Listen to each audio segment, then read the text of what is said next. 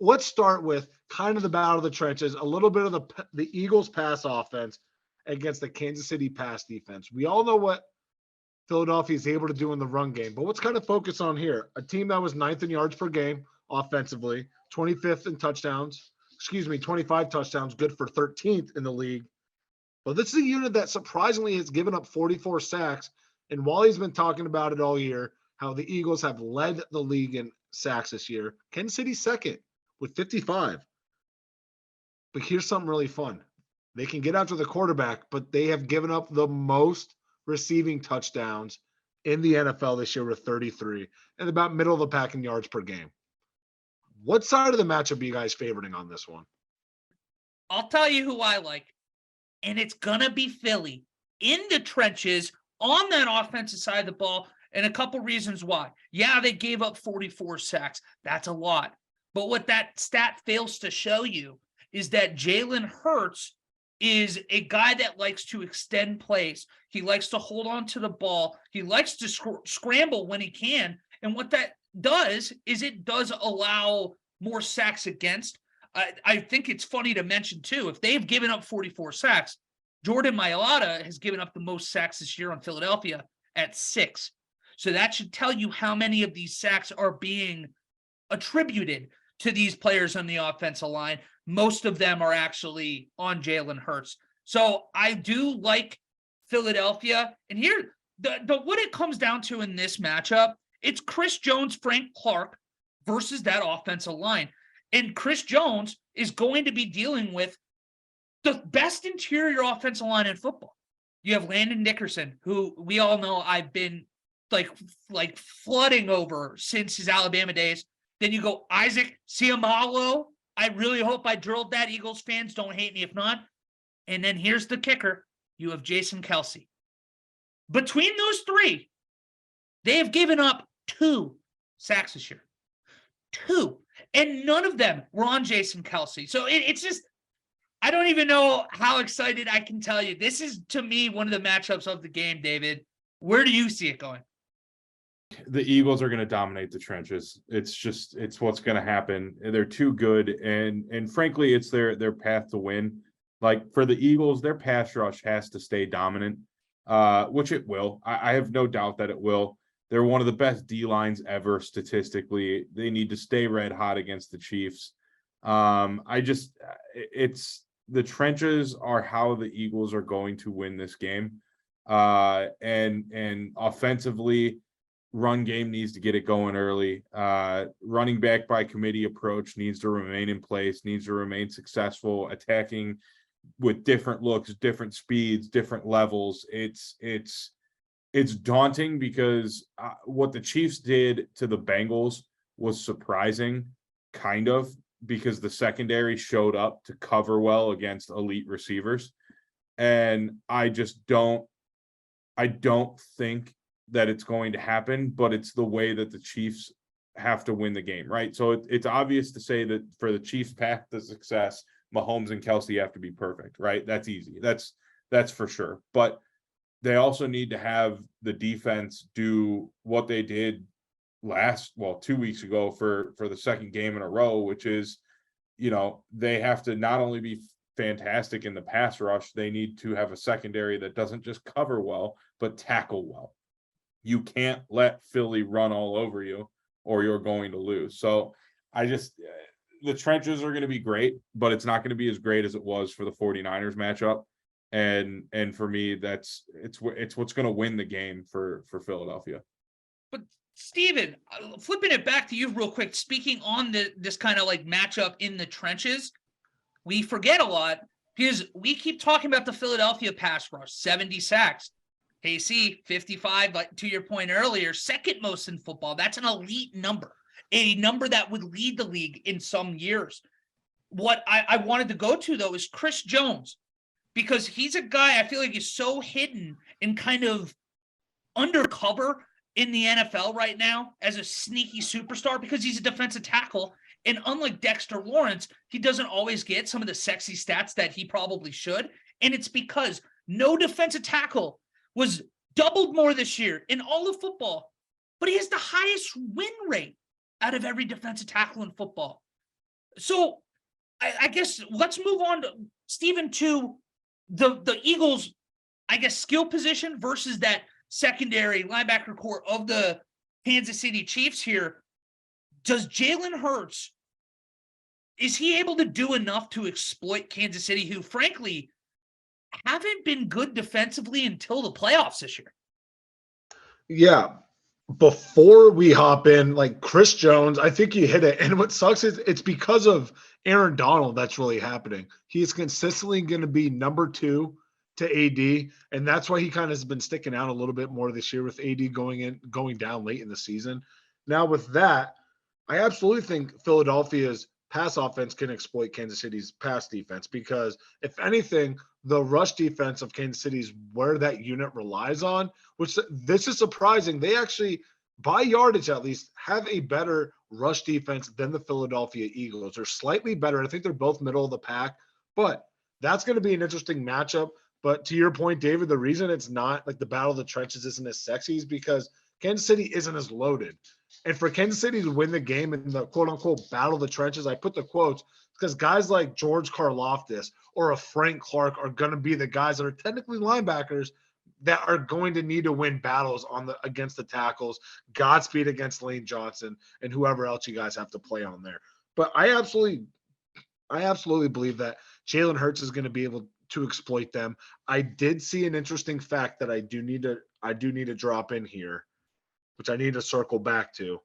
But yeah, I mean, like I said, 33 touchdowns given up here. I know that Ward ended up passing concussion protocol, but there's just too many options for this Philadelphia offense. Yeah, you have AJ, but look at what they've been doing, and AJ Brown hasn't done shit this year in the postseason. Excuse me, he hasn't done anything in the postseason. And look at the points and look at the production that they're able to get on. If it's through I don't even call it a running back committee. It's like a running back troop. It's like a bunch of like 6-year-olds banging on my door. Yeah, dude, it's scary. It looks like Brad Pitt and Glorious Bastards. They got like 7 of those dudes running the damn ball. It's ridiculous, just scalping motherfuckers left and right. Well, Kenneth Gainwell, he's a guy that I want to say only had 50 or 60 touches in the regular season, or at least on the ground. And I don't get it, dude. He is They're so riding the hot hand. explosive. It's awesome. This is what good teams do. This is what good coaching staffs do. When you have the hot hand, you feed them. And Kenneth Gainwell is. Miles Sanders, it's not like a knock to him. I want to say that he's averaging like 4.5 yards a carry in the postseason, but Kenneth Gainwell is averaging over 6. So keep feeding the hot hand. Yeah, and to really kind of nail the answer of your question, I just think Philly has too many options for Kansas City to keep on the secondary side of the ball. AJ Devontae Smith, you finally got Dallas Goedert here a little bit healthier. You can get Kenneth Gainwell out of the backfield as well. You have those plethora of running backs, and don't forget the most dangerous weapon on the field outside of Pat Mahomes, Jalen Hurts. And that might be a different story heading into Saturday, depending what that MVP combo is going to be looking like at the awards. Did somebody mention yet? Sorry, I had to take a leak in case people at home didn't notice. L'Jarius Sneed, he cleared concussion protocol. I said Tre'Davious Ward or whatever, so I'm an idiot. Sneed is who I meant, but yes. Oh, cool. So no, I'm glad I came back with that. Yeah, so he went to San Fran from Kansas City last year. I'm an idiot. Yeah, and he had a great year for the record too, so don't even feel bad about that. But I mean, the Chiefs defense has stepped up in the postseason. They were like borderline bad in the regular season. They gave Joe Burrow fits. They gave Trevor Lawrence fits. And I guess now you got to flip it here and give credit to Kansas City, David. Patrick Mahomes, he is likely to be the league MVP. So this is not exactly like the Chiefs are going in without a puncher's chance. The only problem is, fun fact for you guys, 1999, the last time a league MVP won the Super Bowl. And we're not going to know until after the Super Bowl, or I guess the next couple days. But you imagine it's Mahomes, 99.9% chance. Do you think Patrick Mahomes can rewrite history? He's the guy to do it. He's already, has he not already done it in this first 5 years as a starter? I mean, has anyone ever been to 5 consecutive AFC championship games to start off their career? All 5 of them at home? I mean, that's ridiculous. Three Super Bowls the first 5 years. Who did that? I don't even did Tom Brady. No, I think because he Tom went in his Brady missed second the year. playoffs in 2002. That's right. Bada boom. I really can't think of anyone. I think Big Ben went to 2 of his first 3 or 2 of his first 4, something like that. Yeah. No, he'd be the one that would break this record. And I hate those. I love those stats, but I hate them because when you hear them, you're like, oh, so this is the time they're going to do it. And you never want to, because I am the king at that. I ride the wave, boom, right when it's done. I'm like, oh shit, nope, I should have went on like 7 games ago. This was too late. Oh, Zeke Elliott scored a 9 straight. Cool, let's make it 10. What do you mean he didn't score? He scored a 9 straight. Like you guys said, if there's anyone to do it, if there's anyone who's going to beat the Eagles, it's Pat Mahomes. But I just don't think it's going to happen. Yeah, because, I mean, number 1 pass offense in the league this year. Number 1 in touchdowns, 41. Right? You threw the most receiving touchdowns, and you gave up the most receiving touchdowns. Hell of a year in that building in Kansas City. But the fun thing is, another matchup of the trenches. This is the one that you didn't see coming, is the Kansas City O-line against the Philadelphia D. We know we've already said how many sacks they've given up. Kansas City gave up like only 26 sacks this year. And a unit that constantly gets badgered about how well they haven't really been playing ever since that Super Bowl against the Buccaneers. They quietly have kind of gotten it together here. And yeah, Pat Mahomes has a lot of weapons, but who has more weapons, I guess? Because if you look at Philadelphia here, Philly.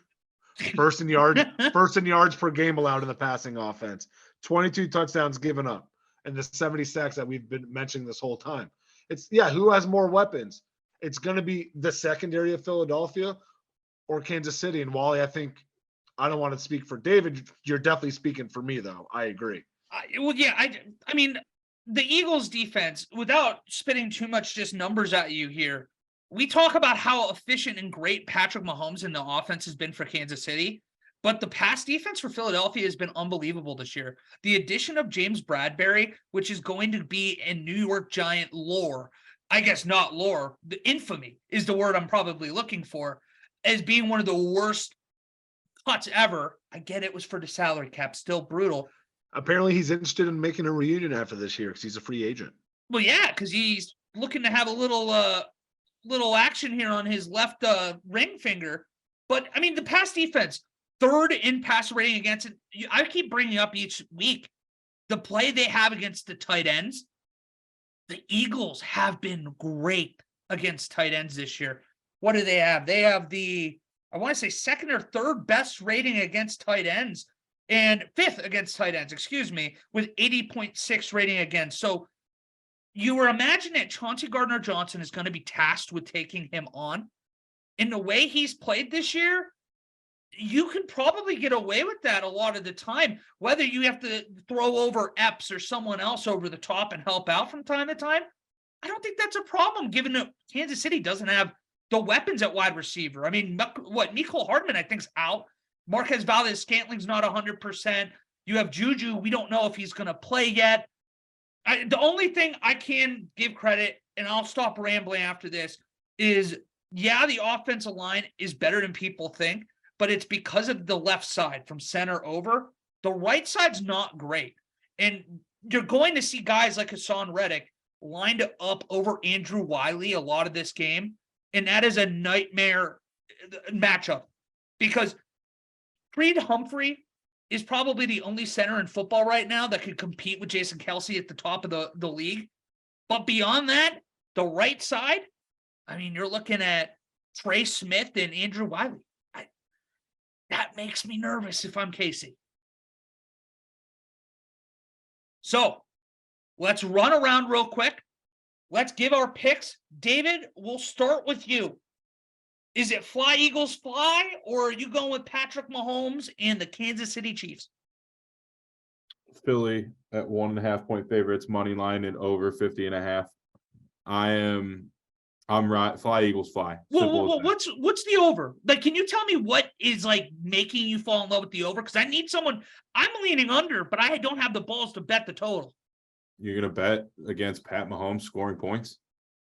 I want to bet with the Eagles keeping the ball for 35 Did you minutes. hear everything Wally just rambled off? Hell yeah, he talked me into Look, the under. I was on the fence. I get the possession battle, but like we're talking Pat Mahomes scoring points. I think the Chiefs score 24 points, and if the Philadelphia Eagles are gonna win, like, are they hitting 25 exactly? No, it's probably 28, 30 points. Like I'm taking 26. the over. Okay, well, here's my question though. Going on that is that the Chiefs and Buccaneers a few years ago had a similar dynamic. I felt like going in the sense that the Bucs pass rush and defense as a whole was great, and we saw Patrick Mahomes. I think the number was 498 scramble yards because it was something that Steven and I talked about for like a month after the Super Bowl and how it was impossible to recreate what Patrick Mahomes gives you. But if Andrew Wiley and Trey Smith struggle with this pass rush, I mean, that score was 31-9. And I just, Patrick Mahomes, they didn't go in the end zone against that team. And I think this Eagles defense is better than that Bucs defense. Hear me out. Levante David shutting down Travis Kelce 1v1 all game long is the difference between that Bucs team and this Eagles team. While the Eagles have solid linebackers, they're not going to get somebody who's going to cover Travis Kelce 1v1 and lock him down. But you know, might not need to cover him 1v1. You don't have Tyreek Hill on the other side anymore. We've been making that argument all year for the Chiefs, and the Chiefs have still been unbelievable. I'm sorry. That's the difference for me is Levante David literally made us think that linebackers were important for one game, and you know they still aren't, but like that was the difference between that defense and this one. And you also have to look at Kansas City's Super Bowl win. Who won the MVP that year? Exactly, Damian Williams. Dude's not even on the roster anymore. I literally was like, wait, huh? These games are the ones that those players, James White against Atlanta. Well, right? you were speaking my prop language we're going to get into too. Oh, baby, I cannot wait to get in. But these types of no-name players are ones that kind of keep your eyes on for this. I know Isaiah Pacheco's been kind of getting a lot of love, at least on what I've been following. It's like sprinkle on his, MVP to win it because look at what Damian Williams did, and he had so much hype, and Clyde Edwards-Helaire is now kind of back. So maybe that's going to take the attention off of him. And if he's going to need a big game, that type of player, or if Kansas City is going to win, that type of player needs to have a big game. If Travis Kelce is going to have his game, but if Travis Kelce has a big game, Pat Mahomes is going to get the MVP. I just think that's just how it goes. But if you get Isaiah Pacheco going against that Philly run defense that should be way better than what we're expecting, that's why I don't think that they're better than that Bucs defense, because that rush defense in Tampa Bay in 2020 was stupid good. But I've digressed. I would sprinkle a little bit on there. God, can we just while I'm here, Philly money line. Ooh. I hate that. I hate it. I was going to say, give us your pick here. I want to take the under. You know what? Fuck it. I'm up. I got mine in a blow. I can just kind of live like that. I'm going to go with the under 50.5. With all three Super Bowls that Kansas City has been to, right? All under 50.5, all under the mark, and whatever the total is set at, they've hit the under, which again, it seems like one of those broadcaster curses, not calling myself one, but 1999 was the last time an MVP won the Super Bowl. We'll see. Yeah. Kansas City's never hit their total in any of the Super Bowls they've been in. Let's see. Give me Philly. Give me the under, because if Philly's going to win, I think that the under is going to be needed here because of what that defense can do.